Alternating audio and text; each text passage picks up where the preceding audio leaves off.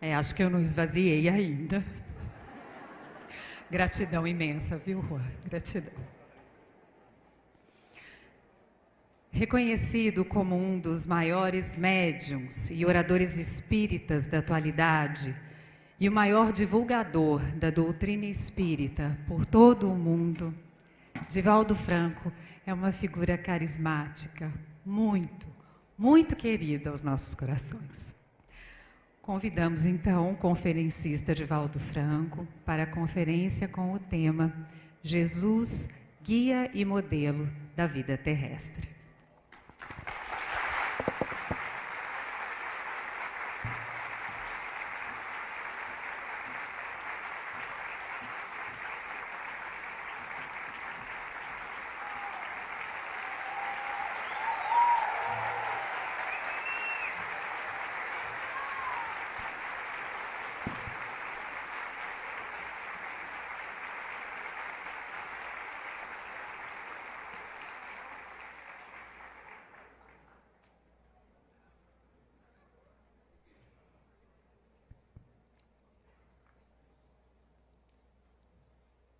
Senhoras, senhores, queridas irmãs, queridos irmãos espíritas, caros amigos, caras amigas, que nos acompanham através da Web TV Mansão do Caminho e de vários órgãos das redes sociais, nossos votos de muita paz. Mohandas Karachand Gandhi asseverou com propriedade: se o único homem alcançar a mais qualidade de amor, isto será suficiente para neutralizar o ódio de milhões. O próprio Gandhi, através da reflexão do amor, alcançou essa qualidade divina e libertou 700 milhões de indianos e paquistaneses do tacão do Império Britânico. Sim, disse ele, eu amo Jesus, mas tenho muito medo dos cristãos. E eu dizia com propriedade, porque a Índia, o Paquistão e outros países choravam sob o cutelo da escravidão imposta pelo Império Romano. Mas a grande verdade é que o pensamento do Mahatma havia nascido faz 2000 anos, pelo homem mais extraordinário da história da humanidade.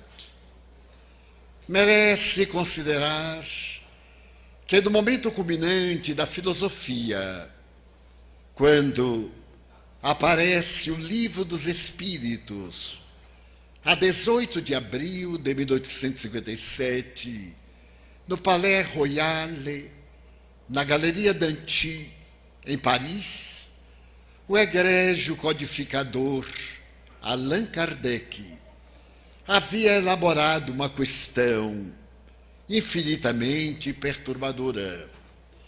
Ele se havia dedicado a decifrar o grande enigma da morte. Para poder entender o fenômeno da morte, nasceu a filosofia ocidental. Os pré-socráticos dedicaram-se a entender qual era o significado da vida. Anaxágoras, que viveu antes de Sócrates, e uma elite de pensadores haviam estabelecido que o sentido da vida era alcançar a plenitude. No entanto, depois de elaborar um código de ética para a plenitude, deram-se conta aqueles notáveis pensadores da chamada Grécia gloriosa, que o sentido da vida final era a morte, porque a vida era muito rápida. Berço, túmulo eram semelhantes a duas notas da sinfonia existencial. E por isso mesmo estabeleceram interrogações. Qual é o sentido da vida? E a filosofia se encarregou de apresentar, na sua própria mensagem, o pensamento epicurista, que o sentido da vida era gozar. Porque no momento em que a morte chegava, adivinha o aniquilamento. E experimentamos o pensamento de Epicuro, na sua doutrina de ter. A vida vale pelo que se tem. Quem tem, pode. Quem pode, compra. Quem compra, goza. Mas sempre vinha, no momento do poder, a sorrateira morte, e a ilusão da vida desaparecia. Surge o pensamento de um outro filósofo, Diógenes, e a sua doutrina cínica. Para que gozar, se a vida é feita de sofrimento? Então é necessário não dar valor à vida. E a doutrina cínica estabelecia que o melhor era não ter nada, porque todo aquele que tem, teme perder a posse possuidora. Mas quem nada tem, não pode ficar pior do que já se encontra. E a filosofia cínica de Diógenes tomou conta da Grécia durante um largo período, até o momento quando Alexandre Magno, da Macedônia, conquistou Corinto. E ao chegar a Corinto, ele desejou conhecer esse pensador especial e mandou pedir ao governador da cidade que levasse aquele homem até a sua galera. O governador correu ao lugar miserável em que vivia Diógenes e apresentou-lhe a questão.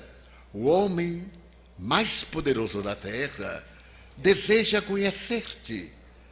E agora eu tenho a tarefa de levar-te, porque ele é caprichoso. E se não te levarmos, ele destruirá Corinto. Diógenes sorriu. É curioso. Se é ele quem me quer conhecer, é ele que venha cá, porque eu lá não vou. Não tenho nenhum interesse em conhecê-lo. Não me fará a vida melhor nem pior. E eu não irei. Diógenes, ele destruirá Corinto. Maravilha, porque nunca mais nos preocuparemos com Corinto. E não foi. Naturalmente que o conquistador da terra, o homem mais poderoso do planeta, ao saber disso, ele que adorava a filosofia cínica, resolveu visitar Diógenes. Aproximou-se do lugar miserável em que o filósofo vivia, acompanhado da sua entourage, e encontrou naquela casa suja, abandonada, um homem que escreviava na poeira do chão. Abriu os braços à porta e disse-lhe: Diógenes, eu sou o conquistador da terra e venho oferecer-te metade do mundo. Desejo que vás comigo para poder, eu governarei politicamente e tu me governarás filosoficamente e o mundo estará em nossas mãos. Diógenes levantou-se, de mau humor, empurrou o grande conquistador e disse: Senhor, não me tomes aquilo que me não podes dar. E saiu. Alexandre Magno começou a pensar, mas que é que eu tomei desse miserável? E deu-se conta que, estando à porta com seu corpanzil, estava tomando sol, e o sol ele não podia dar. Então ele perdoou Diógenes, e se foi. Morreu 2 anos depois, e Diógenes permaneceu até uma larga idade. Mas será que o sentido da vida é não ter nada? Eu observo, por exemplo, que há o escravo daquilo que tem, mas há também o escravo daquilo que não tem. Eu só serei feliz quando me casar. Bom, isso era antigamente. Agora, eu só serei feliz quando me divorciar. Ah, sim, sim. Ou então, bem, é a chamada felicidade condicional. Eu só serei feliz quando chegar ao pódio, aos 15 minutos de glória. Mas será que a felicidade são 15 minutos de luzes e de ilusão? A felicidade não é não ter nada. Mas se ela não é ter nada, apareceu um outro filósofo, o mestre Zenão de Cício. Zenão estabeleceu: a felicidade é um gesto estoico perante a vida. E apresentou a filosofia estoica, porque todos nós temos medo. O medo é um atavismo do processo antropossócio-psicológico. Todos temos medo. Foi a primeira emoção da criatura humana. Do ponto de vista da antropologia, o primatas homini vivia na caverna, era bípede, mas não raciocinava, não tinha emoção. Eram somente os instintos básicos, 3, que ainda temos: comer, dormir, fazer sexo. Há muita gente que ainda é um pouco suíno, come, dorme, faz sexo, e basta, ou pelo menos finge que basta. Então, de repente, aquele ser percebeu que na caverna o outro caía, decompunha-se, desaparecia, e veio o medo. Todos nós temos medo. Medo da morte, medo da doença, medo do estupro, medo da agressividade, medo da traição. Temos medo de ter medo. E o filósofo norte-americano, teólogo, Rollo May, estabeleceu que nós temos medo de amar. Quando eu li a filosofia desse homem notável, eu me perguntei: como é que se pode ter medo de amar? Porque todos nós temos sede de amor e todos nós queremos amar. Alguns até conseguem. E eu comecei a fazer uma enquete entre os meus amigos e notei que quase todos nós temos medo de amar, isto é, de possuir o outro. Porque amar para nós é fazer que o outro atenda aos nossos caprichos. Aquilo que eu não posso, o meu ser amado deve possuir. Então, o meu amor é um estado de projeção do meu ego. Eu me recordo de uma amiga que um dia disse ao marido: eu noto que você não está mais gostando de mim. Mas por quê? Porque eu faço a pizza e você não gosta. Então, você não gosta de mim. Ele disse: meu bem, eu não gosto é de pizza. Não tem nada a ver. Uma outra amiga minha me queixou: Divaldo, eu sou a mulher mais infeliz da terra. O meu marido adora pizza. E então, quando eu me casei, eu fiz antes um curso de pizza. E no primeiro domingo após a lua de mel, eu coloquei a pizza. Ele comeu de uma forma extravagante. E então ele sorriu e disse: meu bem, mas extraordinária, só que a sua pizza não é igual a de mamãe. E eu disse: aquela bandida já prejudicou o meu casamento. Na semana seguinte, eu convidei o pizzaoio da cidade. Ele fez, eu preparei uma garrafa de vinho branco. Era uma pizza, 4 queijos. E coloquei à mesa e fiquei olhando para ele. Ele comeu como um touro. E ao terminar, enxugou suor e disse: mas que excelente! Só que não é igual a de mamãe. Eu disse: mas este miserável me paga. Quando foi no domingo seguinte, eu fiz uma pizza margarita alla italiana. Ele comeu um pedaço, 4 pedaços, 1/8, a pizza, a segunda pizza. E estava até mole do vinho tinto que eu coloquei. E eu estava olhando para ele com esse olhar de ternura das mulheres traídas, dizendo mentalmente: hoje ele me paga. E então eu perguntei: como vai? Ele disse: meu Deus, que pizza! Só que não é igual a de mamãe. Não é igual a de mamãe. Então devia ter se casado com ela. porque só mamãe é que sabe fazer pizza. Eu não sei fazer pizza, vou-me embora, você me traiu. Eu digo, mas o que é isto? Você disse que a minha pizza não vale nada. Eu não disse isso. Eu disse que não é igual a de mamãe. Se não é igual, é inferior. Mulher, aprenda a raciocinar. Coisa muito difícil para as mulheres. Aprenda, por favor. E ela diz, o que é que você quer dizer? Mamãe nunca acertou fazer a massa. Então não era igual a de mamãe. Então, a verdadeira felicidade é o estoicismo. A coragem de enfrentar a dor. E os estoicos formaram um processo filosófico, psicológico da história. Até um período eu me tornei estoico, porque meu pai era muito severo. E lá em casa nós tomávamos uma surra periódica. E ele dizia, para que não errem. Era uma terapia preventiva. E graças a isso eu fiquei resistente à dor física.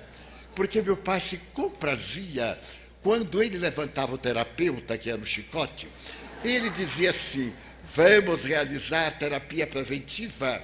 Porque naquele tempo a gente adorava os pais. Eu mesmo apanhei como cachorro miúdo. E adoro meu pai. Não tem esse negócio, não se pode aplicar nada para a criança não ter conflito. Hoje quem tem conflito são os pais, porque as crianças são temíveis e detestáveis, porque são mal educadas. Então meu pai me educou e eu passei a ter resistência à dor física. Eu fiz uma cirurgia sem anestesia, porque eu estava cardíaco, não podia tomar nenhum produto anestésico e necessitava de fazer uma cirurgia no ombro para me tirar um problema. O médico me disse, você aguenta? Eu digo, com certeza. Um amigo levou-me, ele que desmaiou. Eu achei o máximo. Coisa curiosa, ele sentiu tanta dor que desmaiou. Então eu comecei a rir. E o médico disse baixinho, ele deve ser psicopata. Eu perguntei ao amigo, ele disse, não, você. Porque não sentiu dor. Mas, no entanto, do ponto de vista emocional, as pequenas aflições me aturdiam. Eu era um estoico porque não sofria dores físicas, mas não era estoico porque me preocupava demais. Então eu resolvi inverter. Preparei-me para as surras que a sociedade nos dá, justas ou injustamente. E em breve eu me tornei um estoico, não dando importância às dores morais. E passei a ter medo de injeção. Modifiquei totalmente o meu estado estoico. Mas será que a vida é esta resistência à dor? Quem pode resistir à dor de uma saudade? Foi um poeta inglês, Stevenson, que teve a ocasião de dizer, a saudade é a presença do ser ausente, é a ausência do ser presente. Então a saudade ganha para qualquer tipo de dor. Mas quem pode, por exemplo, evitar a dor de uma traição, a dor de uma ternura não fruída, o olhar terno de um ser amado, que nós esperamos uma carícia e, no entanto, nos oferece um bloco de gelo para nós enxugarmos o gelo até acabar. Por fim, apareceu o pensamento socrático. A verdadeira felicidade não é ter, não é não ter. A verdadeira felicidade é ser. Conhece-te a ti mesmo, gnotesse auton. A velha frase que ele encontrou no santuário de Delfos, quando foi pela primeira vez consultar o deus Apolo. Em um pórtico estava escrita em grego antigo. E quando ele viu, conhece-te a ti mesmo, ele percebeu que nós somos resultado de um mundo das ideias. O mundo físico é o não ser, porque é transitório, é temporal. Platão dizia, é a sombra. Mas o mundo espiritual, o mundo do pensamento, o mundo ético, é a realidade. De lá vimos, para lá retornamos. E se retornamos, deveremos levar algo deste mundo de sombra, a ética do autoconhecimento. Não fazer a outrem aquilo que não deseja que outrem se lhe faça. Foi a filosofia 400 anos depois, apresentada por um homem singular, que Allan Kardec, no referido Livro dos Espíritos, na questão 625, interroga a filosofia universal: qual o ser que a divindade nos oferece para servir-nos de modelo e de guia? E os espíritos responderam: a mais sintética proposição da filosofia universal. Em espanhol, vede a Jesus.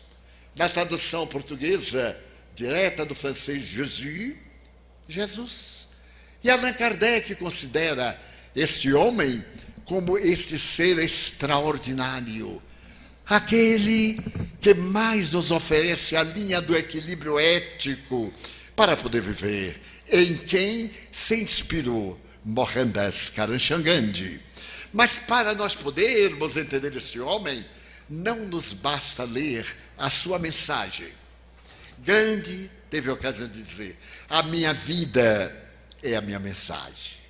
Perguntaram-lhe: Senhor, qual é a sua mensagem para o mundo? A minha vida. Qual a mensagem de Jesus? Ergo bonus pastor sum. Eu sou o bom pastor. E todo aquele que deseje vir a meu Pai, há de vir por meu intermédio. Porque eu sou o caminho da verdade e da vida. Porque meu Pai é a verdade e a vida, e eu sou o caminho pelo qual se o alcança. Este homem singular é naturalmente o vulto mais notável da história da humanidade. Ernesto Renan, o maior personagem filosófico do século XIX na França, imortal da Academia Francesa de Letras, ateu, fez uma análise a respeito de Jesus. No dia 22 de fevereiro de 1862, no Collège de France, em Paris, ele foi convidado a dar a aula inaugural. O Collège de France era mais importante do que a Sorbonne. E a aula inaugural era um momento filosófico de maior grandeza do pensamento francês ou latino. E quando Ernesto Renan chegou com a maior multidão de intelectuais, depois da saudação convencional, ele exarou a seguinte frase: Jesus é um homem incomparável. E essa frase, tão breve, mudou a história do pensamento francês. Porque ele era professor da Sorbonne, professor de grego, de latim. E com esta frase, ele mudava a estrutura do dogma da Igreja Católica Apostólica Romana, que ele detestava. A Igreja dizia que Jesus é Deus. Deus e Jesus são aquela dupla da Santíssima Trindade. E de uma maneira sutil, ele vai à inteligência da Europa e de Jesus é um homem incomparável. É o seu protesto. Ele era um homem comum, bem, com especialidades. Jamais a história produziu qualquer outro que a ele se assemelhasse. De tal forma que Ernesto Renan foi demitido pelo imperador Napoleão III, porque acabara de blasfemar. Não deu importância. Foi escrever a vida de Jesus em 3 tomos. O 4º tomo, os Atos dos Apóstolos. Deve ser lida. Allan Kardec fez referência a esta obra ímpar 2 vezes na Revue Spirit. E logo depois, Ernesto Renan disse: Jesus é tão grande, tão incomparável, que dividiu a história da humanidade. Ninguém igual a ele. Os fastos históricos passaram a ser narrados antes e depois dele. Se nós considerarmos que a história antes de Cristo assinala homens que dominaram a terra, Aníbal, o cartaginês, aos 30 anos de idade, dominava o mundo conhecido. Cipião, o africano. Júlio César, conseguiu tal grandiosidade que se tornou divino e passou a dizer que era filho dos deuses. Se formos mais adiante e olharmos os grandes conquistadores pré e pós-Jesus, nós ficaremos aturdidos com aqueles que fascinaram o mundo por Jesus, superou-os. O Congresso dos Estados Unidos apresentou, por volta de 1980, uma estatística curiosa. Diz a estatística de biblioteconomia que o homem mais biografado da humanidade foi Napoleão Bonaparte.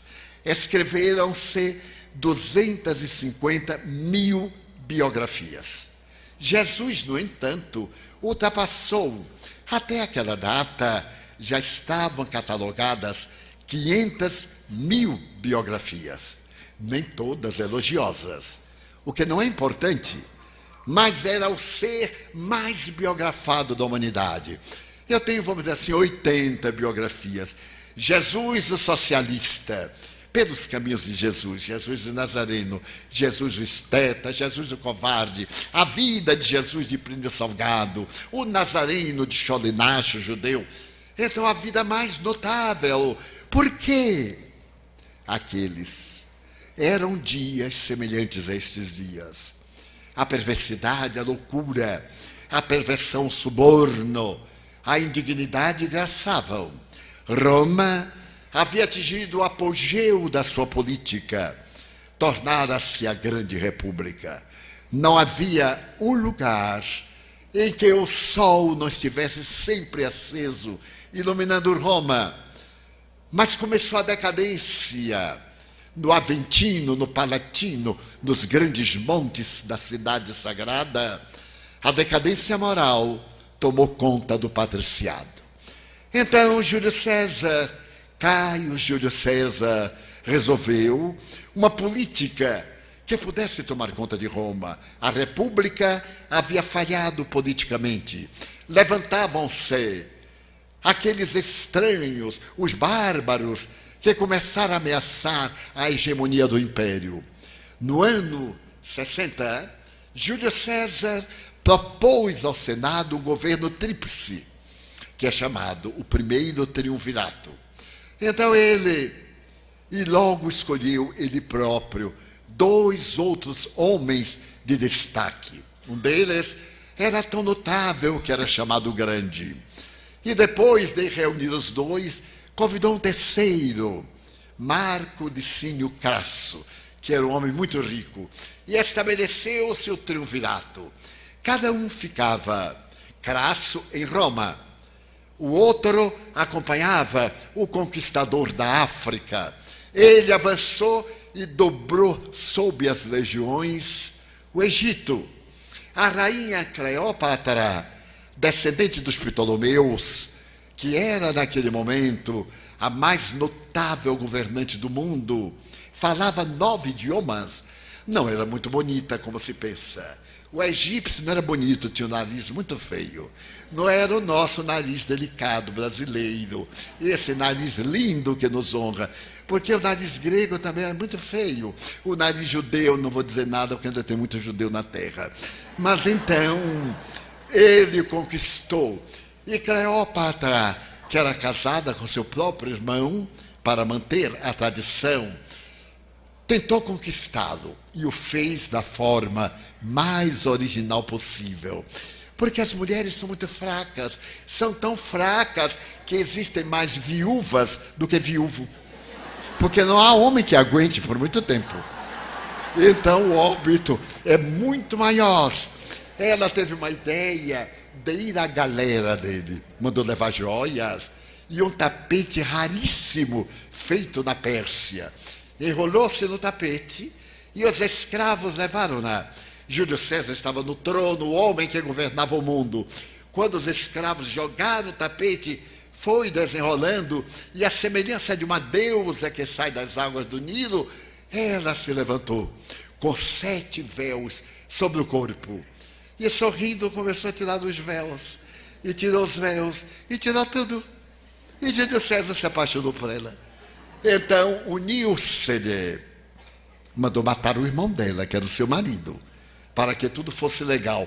Mas não se casou com ela, porque ela era casada em Roma. E a sua mulher era considerada uma patrícia. Teve o filho com ela, mas não legalizou o filho. Ele era um deus, não ia deixar herdeiros. E Cleópatra se transformou o símbolo do poder da mulher triunfadora, intelectual, conhecedora da política, da arte e, acima de tudo, de manipular os seus inimigos.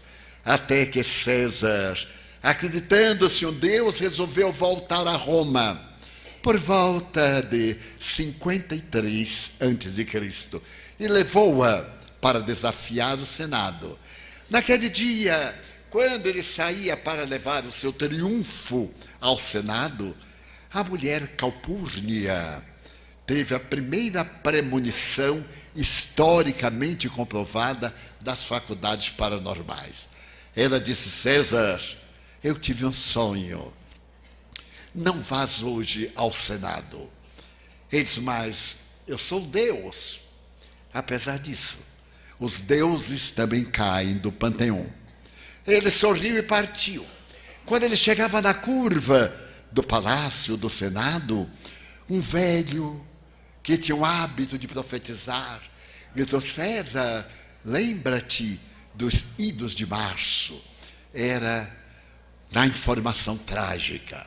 E ele sobe as escadarias de mármore e alguém que era considerado seu filho, Bruto senador, abraça-o e crava-lhe o punhal pelas costas.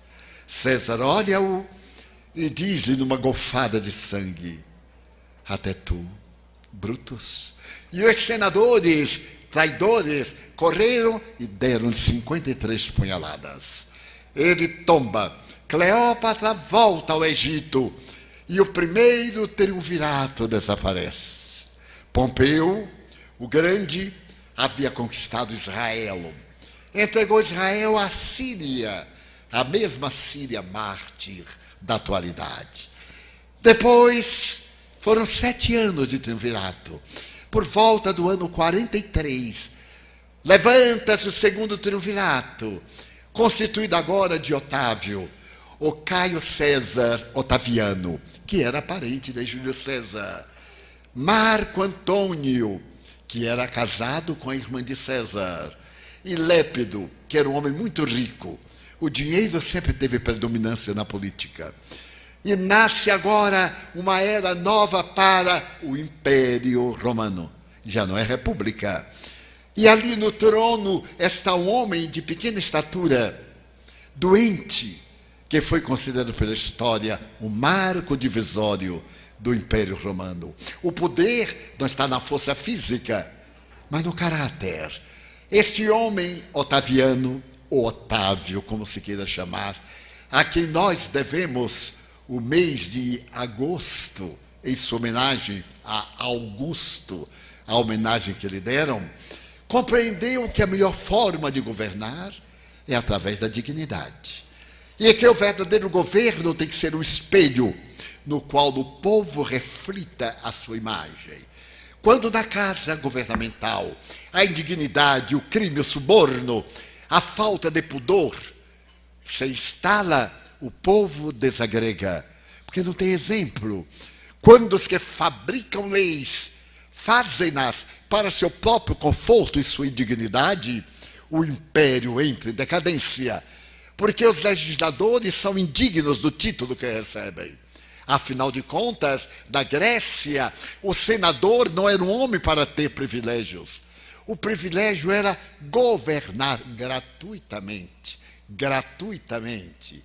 Era a honra de ser um venerável. Daí a palavra latina senatus. Ele era levado ao posto de governança pelos caracteres morais e não pelos partidos e conchavos políticos. E é por isso a história da Grécia e de Roma, ainda hoje, são padrões das diversas manifestações da democracia, da liberdade, dos direitos humanos, da ditadura, do generalato, em suma, das mais diferentes formas de governo. Otávio compreendeu isso e estabeleceu que Roma seria feliz. A primeira coisa foi, acabou com as guerras. O império, então, contava 600 anos, desde a lenda da fundação, daqueles dois jovens gêmeos alimentados pela loba. E ele estabeleceu que na casa imperial a dignidade deveria vecejar. Ele então soube que a filha se entregava a atos de indignidade. Não trepidou. Ao invés de ocultar e mandá-la para o exterior com um cargo político honroso, mandou-a para o exílio na ilha da Pandatária, na Grécia. E quando mais tarde sua neta entregou a disparates sexuais a sua vida, ele também mandou-a para o exílio. Descobriu que a imperatriz experimentava venenos nos escravos para se libertar de inimigos políticos. Ele chamou-a e separou-se dela do leito conjugal, exigindo, porém, que continuasse lá, porque o imperador não se podia permitir qualquer ilicitude. E, no entanto, seu corpo era coberto por ataduras, porque ele tinha uma dermatose, na época não identificada, e tinha o corpo coberto de ataduras e de pomadas por causa de uma peste que era adquirida na guerra da Bitínia. Também sofria de resfriados e evitava ventos canalizados. Hoje dizemos, o vento pelas costas é mais perversa do que uma sogra. É o que o povo diz. É uma herança daquele tempo. E Otávio fez que o santuário da deusa Vitória fechasse as portas, porque Roma estava em paz pela segunda vez em 600 anos. Os historiadores perguntam, mas o que aconteceu com Roma? Porque a paz em todo o império, todas as tribos revoltadas, todos aqueles que eram inimigos de Roma, começaram a auxiliar. É porque naquele período não renasceram na terra generais nem políticos. Curiosamente, do ponto de vista histórico, foi o período da literatura, da poesia, da filosofia romana. E os líderes foram Tito Livio, Mecenas, Virgílio, que cantavam as musas. Conta a história universal que muitas vezes o imperador chorava de público no foro, quando na sua tribuna de ouro ele ouvia Virgílio declamar: ó sol fecundo, que diariamente abres o dia e abres a noite, que no teu périplo não possas ver nada que se iguale a Roma. O imperador chorava. E foi exatamente nesse período que nasceu Jesus. A humanidade, escreve Humberto de Campos, pela mediunidade incomparável do missionário Chico Xavier. Naquele momento, a humanidade estava tecendo a túnica nupcial para o matrimônio com Jesus. Foi no império de Otaviano que nasceu este guia e modelo da humanidade. Nasceu tão discretamente como a noite de luar. Nasceu em uma caverna de basalto, praticamente no deserto da Judeia, porque nunca houve lugar para ele. A cidade estava referta, era um período de recenseamento. E seus pais que vieram da Galileia, pelas montanhas da Judeia, para não passarem pela Samaria, estavam exaustos. E porque não havia nenhum lugar, foram até as grutas onde até hoje se guardam as ovelhas no inverno. E ali, em uma noite alcandorada do mês de abril, 5 para 7, ou 7 ou 6, o calendário não é perfeito, nasce aquele que é a estrela de primeira grandeza da grande orquestração galáctica da humanidade. Nasce anônimo, ao berro de animais, às vozes de animais domésticos. E esse homem vai revolucionar o mundo, porque é o primeiro personagem histórico que vai trazer a maior psicoterapêutica da humanidade. Até ele não se fala em amor. No Decálogo, 2 vezes a palavra amar a Deus, amar pai e mãe. Mas este homem diz que a vida sem amor é uma vida sem vida, que o amor sintetiza todas as aspirações do bom, do belo, do grandioso. E ele se transforma na sinfonia inacabada do verbo amar. Quando ele se levanta em uma pequena montanha, às margens da Galileia, e pode contemplar do outro lado do mar aquelas cidades gregas que foram abandonadas, ele canta o maior poema literário que a humanidade jamais ouviu, as bem-aventuranças. Do ponto de vista da literatura, a verdadeira renascença não foi no século XV, no século XVI.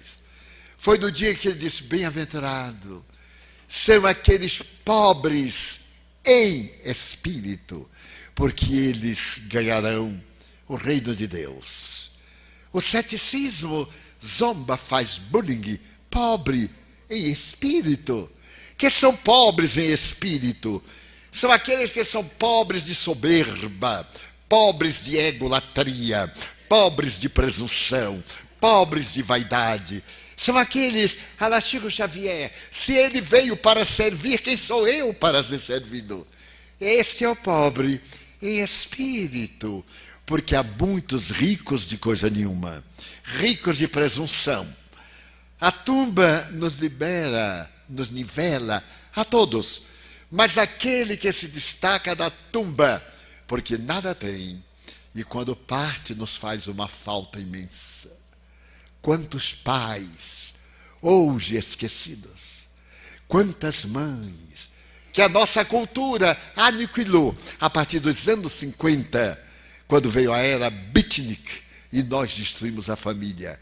Aí está o resultado da família: a desolação, a imoralidade, o poder, a ausência de ética. Eu vos pergunto, qual é a ética que ensinais às vossas filhas? O que é que dizeis a elas, se é que dizeis alguma coisa, de educação? Neste momento de licenças, não de licença, de perversão dos costumes. Quer dizer, qual é a ética nossa? O que é que nós entendemos por moral? Você diz que moral é uma coisa ultrapassada. Eu estou de acordo, porque é uma coisa não usada. Porque na hora que estabelecermos um princípio ético, nada tem a ver com religião. É o desenvolvimento, como diz Allan Kardec, intelecto moral. É o intelecto que nos diz que relacionamentos múltiplos não dão felicidade, dão prazer sensorial e cansaço orgânico. E o indivíduo tem sede da água do mar. Quanto mais bebe, mais sede tem, porque a água é salgada. Mas quando se ama, quando se diz ao filho, ao esposo, ao companheiro, seja quem for, que nós temos um dever de direito de respeitar o outro.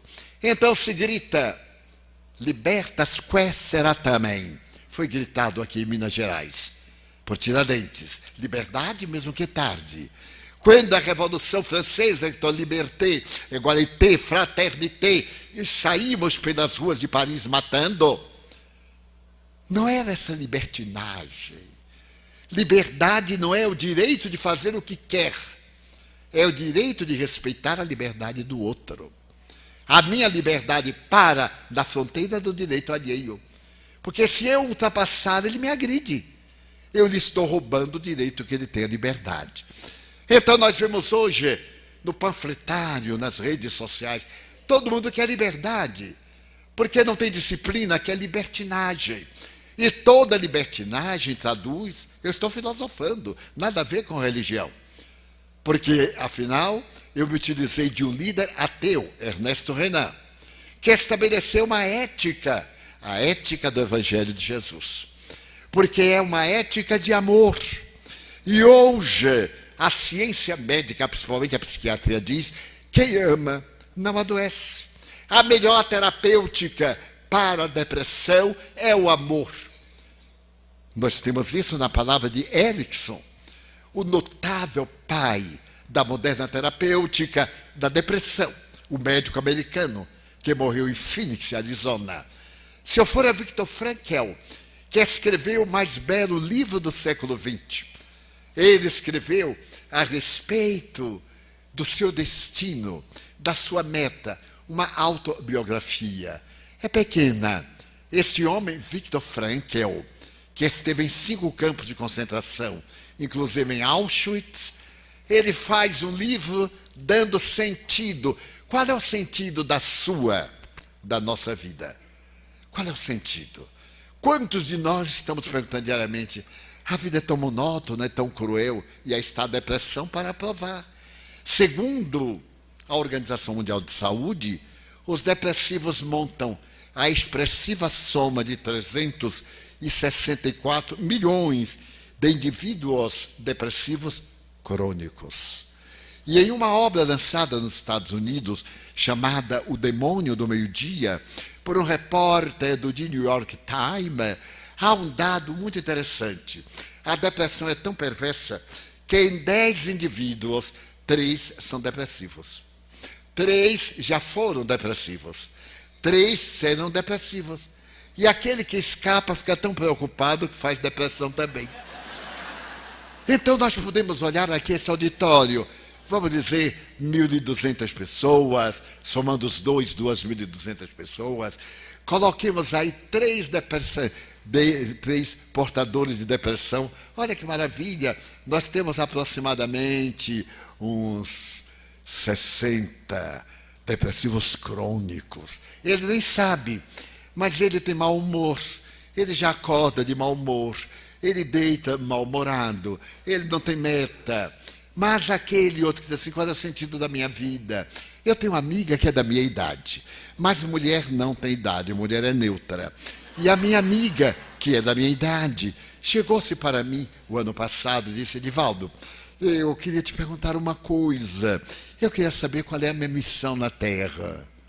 Eu olhei para ela, coitadinha. Ela fez botox, tritox, quatrox.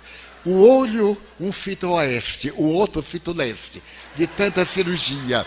Eu olhei, ela até engraçadinha, não era bonita, mas era engraçadinha. E eu disse, o que é que você quer saber, minha filha? Ela disse, qual é a minha missão na Terra? Eu disse, deixe para lá. Nós já morremos. Ela disse, mas eu, Divaldo, com 60, imagina, eu tinha 89. Ela nasceu antes de mim, tinha 60. É uma coisa curiosa. Eu disse, minha filha, 60 anos, já é a idade de libertação dos escravos, a lei dos sexagenários. Fique livre, deixe para outra reencarnação. Porque aos 60 ela não sabia o que ia fazer da vida, nem tinha mais o que fazer, nem dava a Deus. Vocês já viram Elizabeth, a minha prima, Elizabeth II, da Inglaterra? Ela não sabe que é minha prima, ela nega, mas é minha prima. Depois de certo tempo, ela dá a Deus, mas ela dá a Deus assim. Porque se der assim, aqui as pelancas, vamos ver. Então é técnica feminina da Deus. Eu aprendi também. Divaldo, oi. Ó, aqui junto.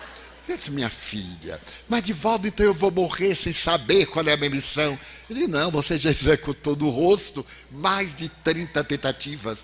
Deixa o resto para lá. São os nossos ideais.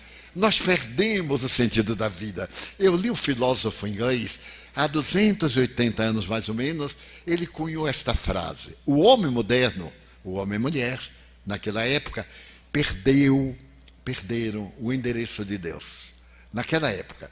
Eu hoje diria, parafraseando, o homem moderno e a mulher contemporânea perderam o endereço de si mesmos.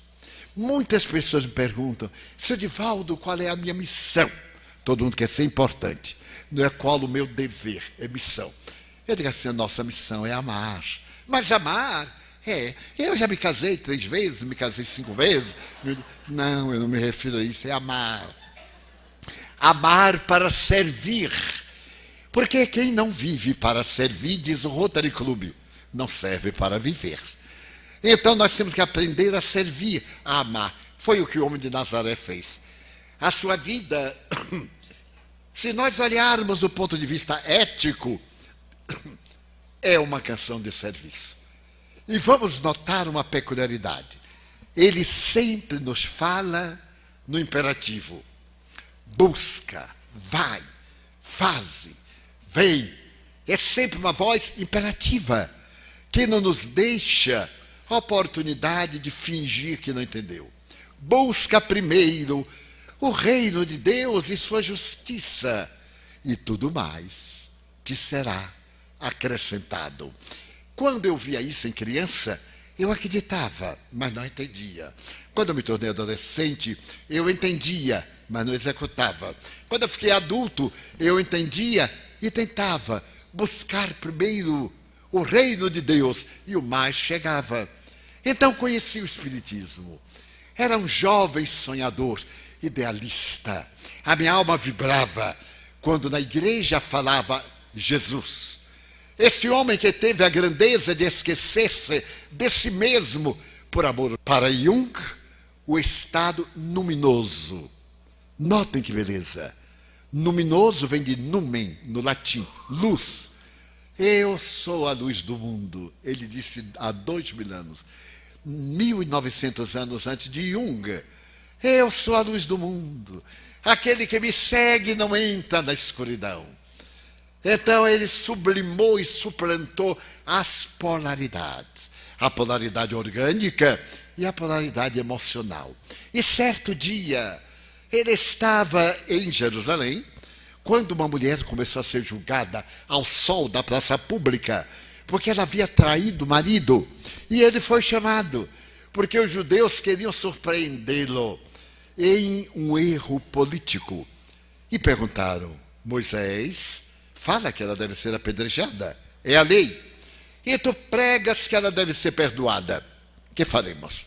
Qualquer resposta era difícil. Eu me coloquei no lugar dele. E ele deu uma resposta jamais pensada. Diz uma tradição que ele ficou escrevendo na poeira. E aqueles que ali estavam eram todos do sexo masculino. E então ele escreveu assim: ladrão. Na hora que um olhou, era ladrão mesmo. O outro escreveu adúltero. E cada um que via seu nome ali retratado foi saindo. Ele não disse nada, apenas: aquele que estiver sem culpa, sem erro, sem pecado, sem defecção, atire a primeira pedra. Que se cumpra a lei de Moisés, porém, por alguém em condições de fazê-lo. E como todos eram piores do que ela, porque só tem adúltera, porque tem adúltero. Atrás de qualquer mulher caída tem um homem covarde escondido. Então ele exalta a mulher que era detestada. Foi o maior amigo da mulher. E a mulher foi a maior amiga que ele teve. Porque todos o abandonaram, menos João e as mulheres. Acompanharam-no na Via Crucis. Porque a mulher tem esse sentido de ternura e de maternidade. E quando todos saíram, a mulher perguntou aturdida: Senhor, e agora? Ele lhe interroga: ninguém te condenou? A frase tem que ser lida ipsis verbis. Ninguém te condenou? Não, Senhor. Então, eu também não te condeno. Vai e não tornes a pecar. É fascinante essa frase, porque ele não concordou com o adultério dela. O adultério era dela. Ele não a condenou, como todo mundo faz, porque todo mundo erra. Ele a compreendeu, mas, a partir de agora, ela não se podia permitir ao luxo de trair o marido com qualquer indivíduo. Conta Amélia Rodrigues Espírito que naquela noite ele estava na casa de Lázaro, a 7 quilômetros de Jerusalém. Foi o único lar em que ele dormiu mais de uma noite. A casa de Pedro e logo depois a casa de Lázaro. Ele nunca dormia 2 vezes na mesma casa. Então a mulher foi até lá. E ele estava numa pérgola de rosas. E a mulher chegou ainda amarfanhada das primeiras pedradas. Senhor, eu venho justificar-me. Mas não é preciso.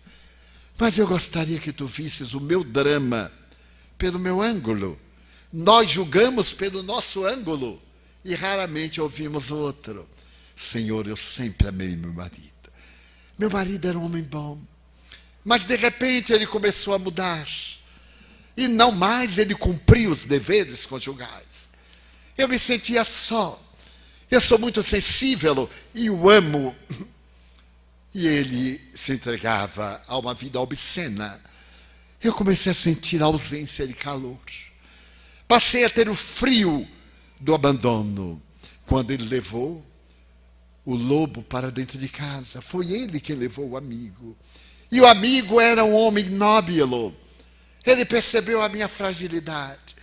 Eu estava naquele momento de ternura, de debilidade moral. E ele, o lobo, começou a dizer coisas que meu marido dizia antes e nunca mais disse. Eu passei a ver nele o meu marido de antes. E naquele dia, eu imaginei que era meu marido. Eu não traí meu marido. Eu apenas me deixei usar por um homem pensando que era meu marido. A maioria de nós faz isto.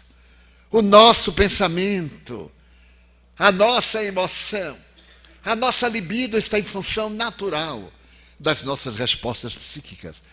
Não foi com o estranho que eu me deixei levar. Foi pelo marido que eu perdi. Então, Senhor, agora que eu perdi de vez, eu nunca mais me equivocarei.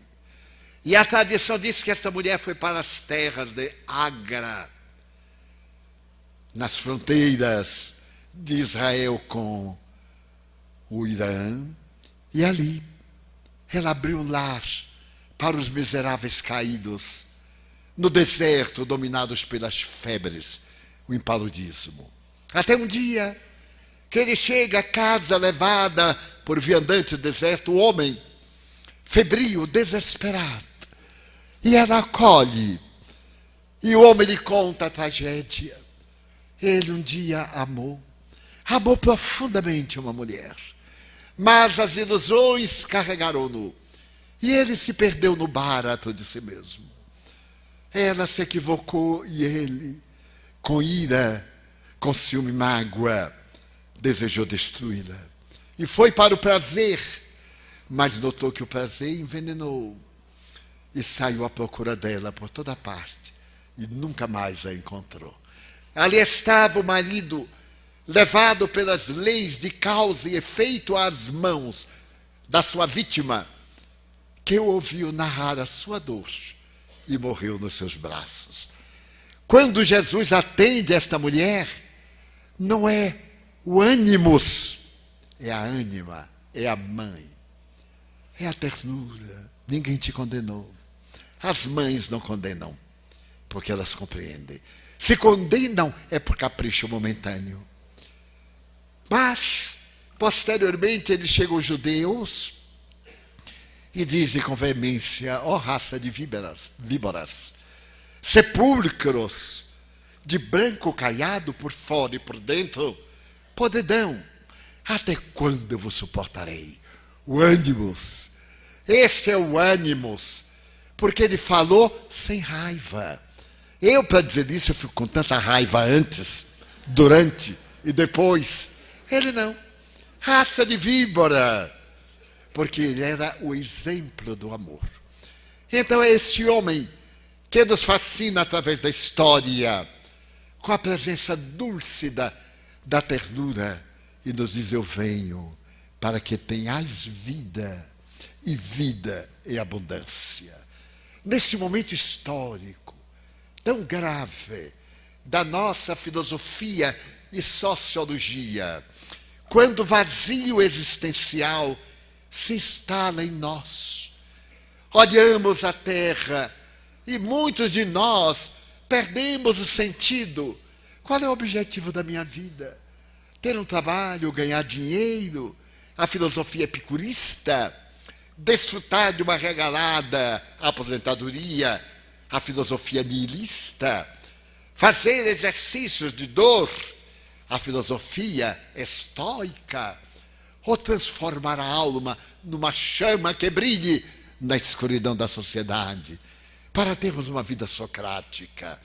Quando pudermos saber que nós, e não eu, constituímos a sociedade.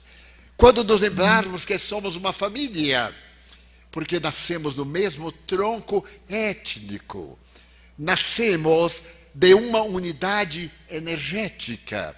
Diz Emmanuel, no A Caminho da Luz, que no momento quando aquela imensa esfera se deslocou da galáxia inicial e foi para uma parte gelada e começou a condensar os gases que do infinito caíram sobre a Terra, faz ciclos de luz. Era o psiquismo da futura humanidade. Era o amor de Deus povoando o planeta. E está há 14 bilhões de anos. E há 2 bilhões de anos, 2 moléculas na intimidade das águas salgadas dos oceanos profundos ligaram-se e fizeram um pequeno tubo que será o nosso futuro aparelho digestivo. Esse tubo sai de uma célula, torna-se plural de células. E se faz uma alga preso à pedra. O fascículo de luz está dentro dele. E cresce. Então se faz a planta marinha. Depois se transmuda. E na escala zoológica da evolução, chega hoje ao Homo sapiens sapiens. Esse e já não é mais o Homem sapiens. Eu tive a audácia de classificar. Também sou gente. Também penso. E digo, homos virtualis. Vivemos agora de olhinho. Cadê ele? Aqui está. Meu Deus. Olhar para o mundo. Que eu me lembro da máquina datilográfica. Quem não se lembra, me perdoe-se daquele tempo. Então, eu agora posso olhar o mundo, mas eu já não penso como datilógrafo.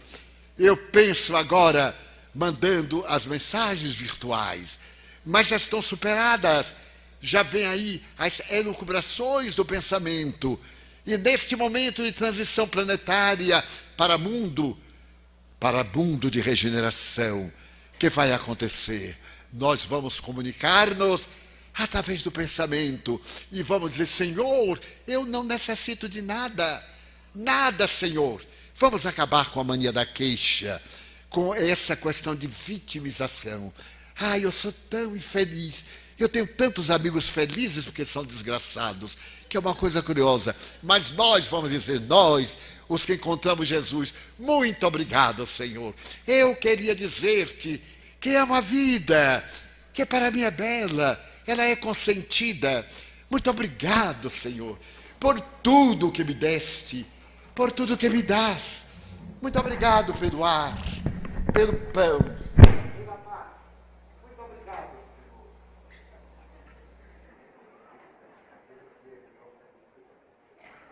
Senhor.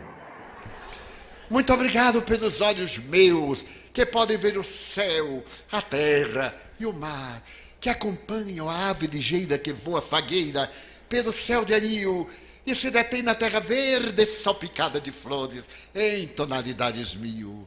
Muito obrigado, Senhor, porque eu posso ver, meu amor, mas diante dos meus olhos eu contemplo aqueles que são cegos e não podem enxergar. Eu oro por eles que andam na multidão, que se perdem na escuridão e não podem mirar. Eu sei que depois desta vida, da outra lida, eles também poderão contemplar. Muito obrigado, Senhor, pelos ouvidos meus, que me foram dados por Deus, ouvidos que ouvem o tamborilar da chuva no telheiro, a melodia dos versos das ramas do mundo inteiro, pela minha faculdade de ouvir a voz do boiadeiro, a voz doce e cândida do cancioneiro. Muito obrigado, porque posso escutar. Diante, porém, dos ouvidos meus, eu lembro daqueles que não podem ouvir, e por eles eu começo a sentir, mas eu sei que depois desta dor, no teu reino de amor,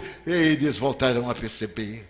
Muito obrigado pela minha voz, mas também pela sua voz, pela voz que ama, que canta, que ensina, que alfabetiza, que trauteia uma canção, e que o teu nome profere com dúlcida emoção, diante da minha melodia. Eu quero rogar pelos que sofrem de afasia, não cantam de noite, não falam de dia. Oro por eles, porque aprenderam a amar.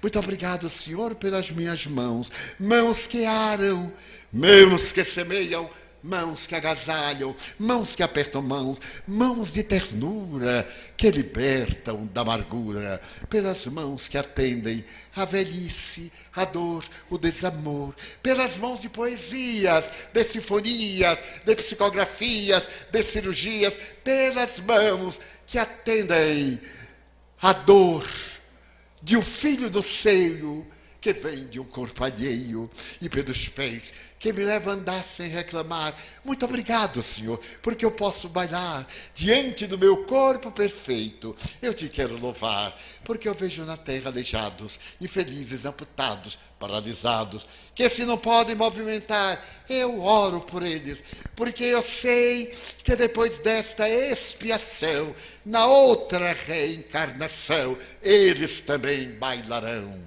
Muito obrigado, por fim, pelo meu lar. É tão maravilhoso ter um lar.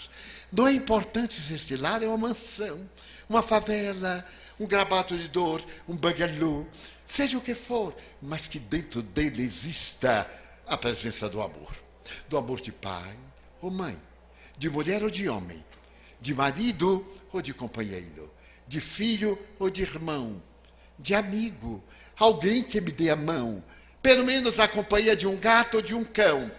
Eu não posso viver sem ninguém, mas se por acaso eu não tiver ninguém para me amar, nem o teto para me agasalhar, ou uma cama para deitar, bem aí eu me devo queixar, porque eu nasci, porque tu me deste vida. Então eu grito, obrigado, Senhor, porque eu nasci, obrigado porque eu creio em ti, pelo teu amor, obrigado, Senhor, pela sua atenção. Muito obrigado, senhores.